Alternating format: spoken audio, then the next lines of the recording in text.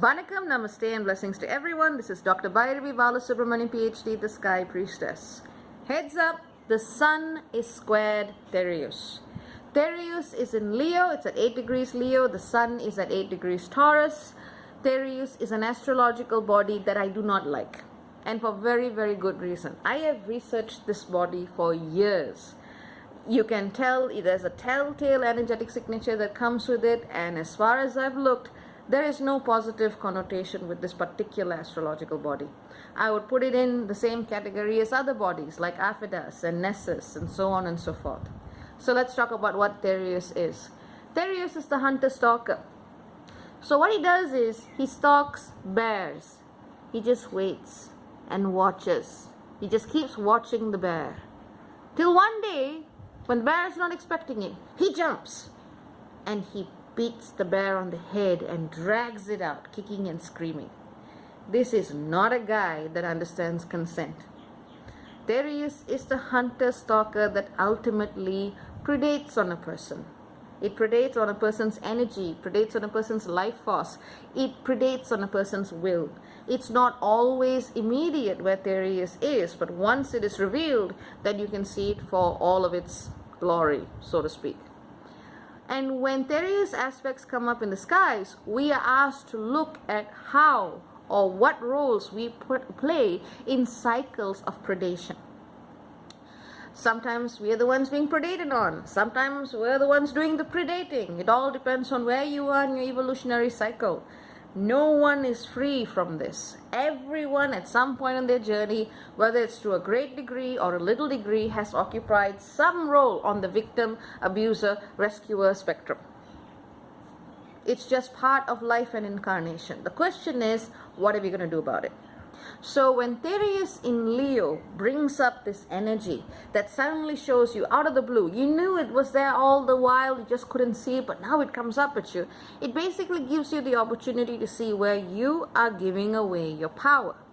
The Sun in Taurus is trying to get you to have a deeper and stronger and more embodied sense of value and self-worth. However you choose to define it, that's up to you. Nobody gets to tell you how you define your worth, because that's part of the whole thing, self-worth. So as you're moving through that experience, Thereus comes along and says, hey, you've got something that I want, or you actually stepping into yourself more means I don't have as much to feed off, and it reacts.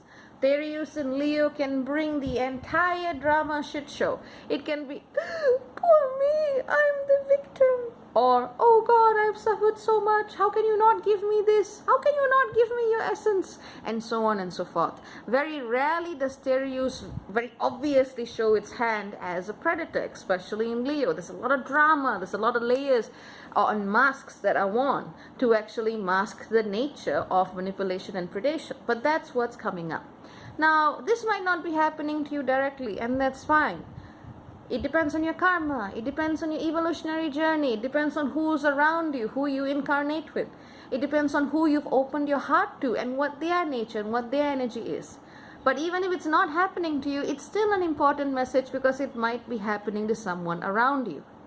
And at the end of the day, no matter what our journeys are, no matter where they seem to diverge, ultimately we come to the same place, hopefully. We still can have that space of compassion to understand what another person is experiencing. So it's useful to know, even if it's not immediately affecting you at this moment in time. But for a lot of people, it is. So it's direct advice and direct application. So what do you do when Thereus acts up? When you either go, I don't like giving away my energy in this way anymore. Or, I need to pull back here because I need to develop more of my own self-worth. However, whatever the trigger is, you can't change a person who is reacting in that way. You can't tell a predator or someone who is using predatory methods to get something that they shouldn't really have access to in that way in the first place. You can't really tell them, well, this isn't in my highest good and your highest good, so please stop. No, if it was that easy, we would all be ascended beings. But not even on this physical earth plane. You know, the universe would be a completely different place. The truth is, we can't control people who do this. If it is a direct physical threat, you need to get out of the way. You need to get yourself to safety and protect yourself or whoever you're protecting. Even if it is at an emotional level or at a spiritual level, when you feel fed off, when you feel parasitism upon you, you still need to defend your boundaries. Now, sometimes, when it is someone like a random person who is trying to hurt you or take your energy, you can just go, no, goodbye, walk, walk, walk, walk, walk. But when it comes to your family, when it comes to your partners, your kids, your collaborators, your friends, things are not as easy. And very often we are guilt-tripped into giving away essential parts of our energy that we have no business giving away in the first place. Whilst we are asked to be generous, remember that if your own cup is empty, you can't give anything to anybody anyway. You have got to have some way to have your cup full and to keep replenishing it so you can safely and sustainably take part in that cycle of give and take, of energetic exchange that is consensual, sustainable, and healthy. So what do you do when someone comes up to you like that? Let's say in an emotional dynamic that says, you have to do this for me. I'm entitled to this, or I'm going to be weak without this, or I just want this because I want this. Rationality is not going to work. Only if a person is at a state of mind where they are willing to be called out on their shit and where they are willing to look in the mirror and realize this is the shit that I'm doing, can you actually have that conversation. Sometimes all you can do is distance, wish them well, and walk off. But if they are willing to engage, this is a powerful opportunity for them to step up in their evolutionary cycle and to say, well, I don't want to be an asshole. I don't want to feed off of someone else's energy. I don't want to derive worth and value from someone else's existence and not actually do it myself. But those are big moments, and you can't expect that to happen all of the time. Sometimes the best thing you can do is to walk, but to do so with compassion.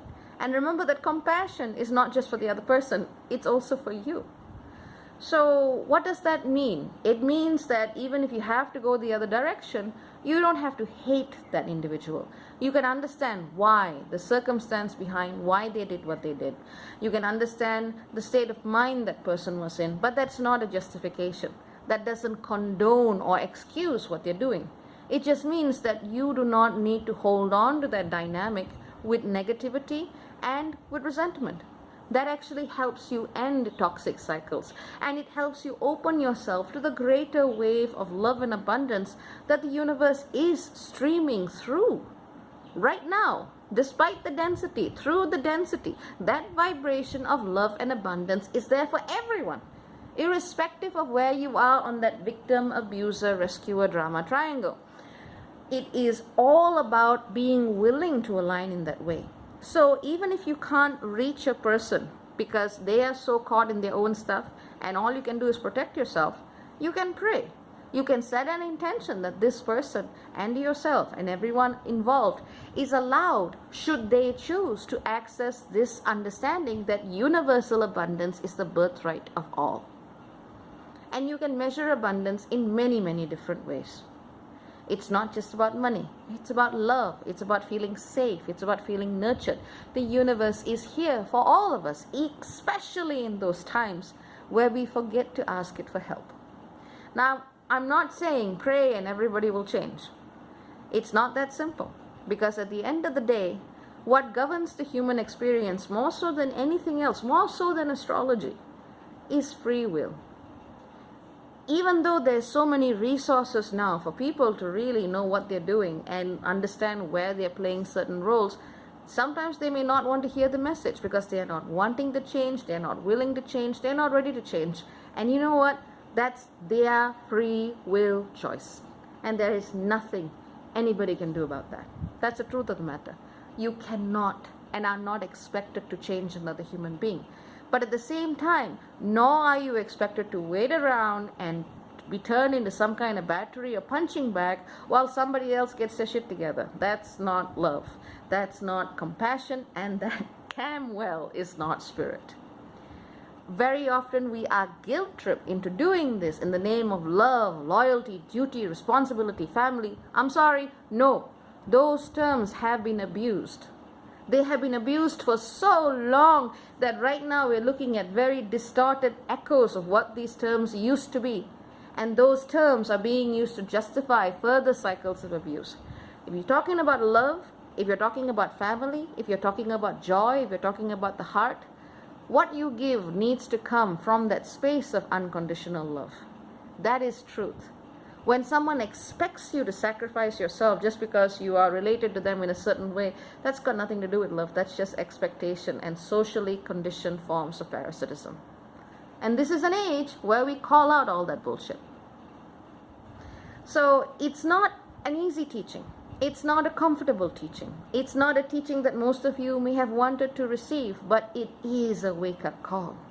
It is a wake-up call that says that, my friends, open your eyes and look at what you have allowed yourself to become.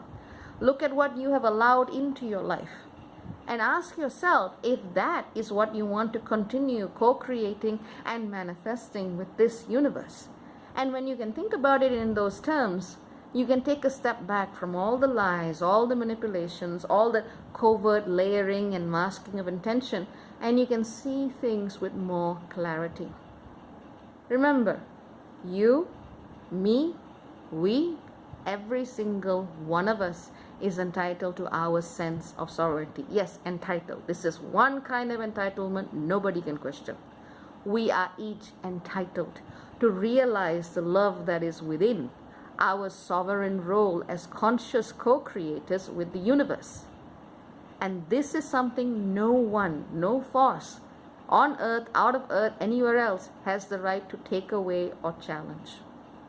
When we address other people, when we address family, when we address loved ones, when we address the planet from that perspective, we gravitate together to a solution that aligns with love.